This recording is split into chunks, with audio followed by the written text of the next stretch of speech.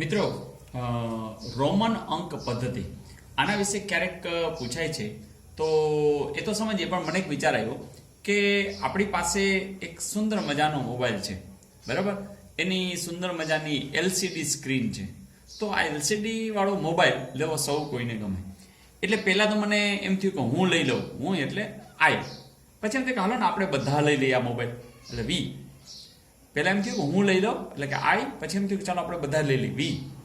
વળી એમ થયું કે આનો ભાવ જોયો તો ઓહો ઘણો બધો છે, તો આપણે એમ થાય કે આપણે ન લઈએ તો કોઈ ત્રીજી એક્સ વ્યક્તિ લઈ લઈએ. તો આપણે શેની વાત કરીએ છીએ? એલસીડી મોબાઈલ જેમાં સ્ક્રીન છે, એલસીડી સ્ક્રીન છે. તો મને પહેલાં વિચાર આવ્યો કે આઈ એટલે હું લઈ લઉં, અથવા તો વી એટલે આપણે લઈ લઈએ, કે કોઈ ત્રીજું એક્સ લઈ લઈએ. શેની વાત કરીએ છીએ? એલસીડી સ્ક્રીનવાળા મોબાઈલની. મિત્રો, આ વાતને જરાક આ રીતે હું લખું છું. પહેલાં એમ થયું કે હું લઈ લઉં આઈ, પછી વી એટલે ડબલ્યુ નથી કરતો, વી આમ લખું છું. પછી એમ કહું છું કે કોઈક ત્રીજી વ્યક્તિ એક્સ લઈ લઈએ. કેની વાત કરું છું? LCD mobile. બસ પતી ગયું.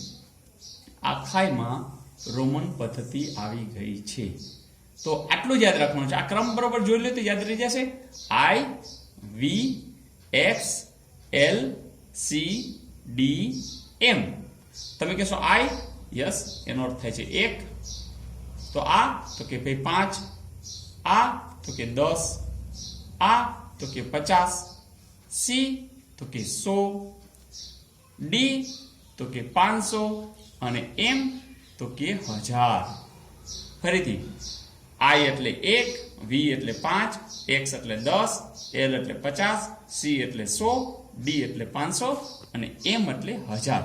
મિત્રો, આપણે એક વધુમાં વધુ યાદ રાખવાની વસ્તુ એ છે કે અહીંયા એકને એક અંક તમે રિપીટ કરી શકો છો, પણ કોણ કોણ?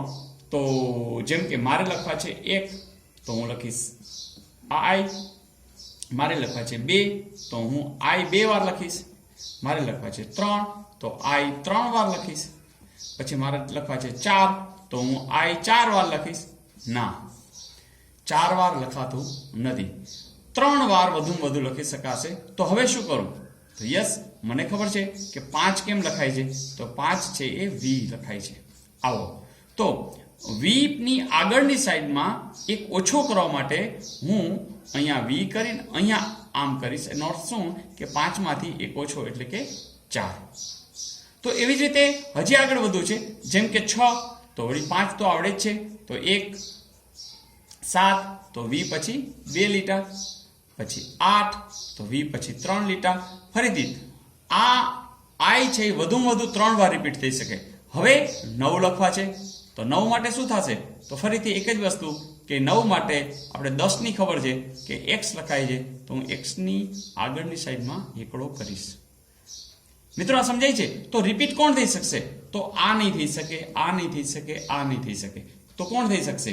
આઈ થઈ શકશે, એક્સ થઈ શકશે, સી થઈ શકશે, એમ થઈ શકશે, પણ વધુમાં વધુ 3 વાર. Is it okay?